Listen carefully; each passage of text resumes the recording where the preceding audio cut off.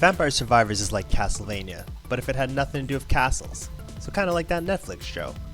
A bunch of the art and weapons in Vampire Survivors are heavily influenced by the weapons and character designs from classic Castlevania games.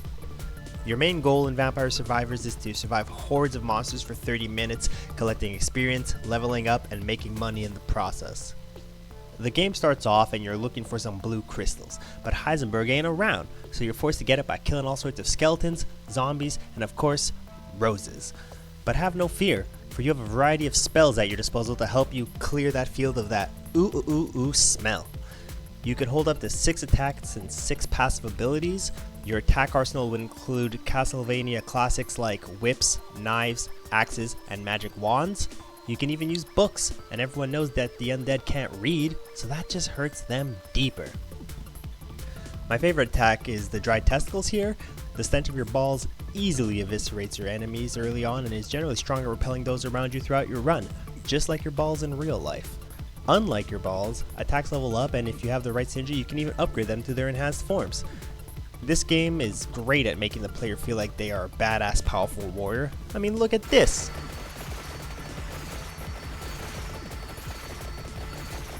The game knows how to feel rewarding in general, I'd say. I mean, look what happens when I pick up this power-up.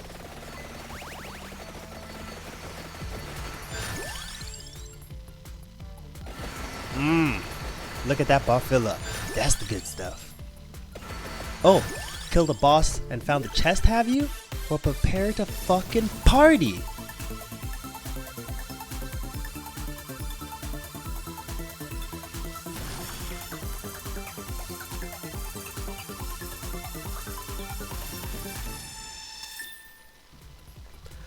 The worst thing about this game is probably some of the lackluster art, animations, and backgrounds, but the game is in early access, and that kind of cosmetic improvement will be the easiest stuff to improve while still keeping that classic Castlevania feel.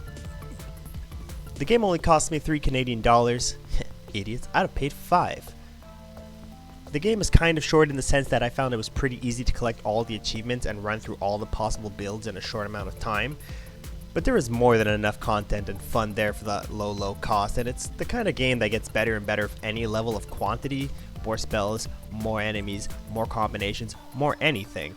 Like I said, still in early access, so who knows what the future has in store. Lastly, Vampire Survivors asks one important question. Who is the vampire? Like, sure, maybe we are just surviving the vampire's armies.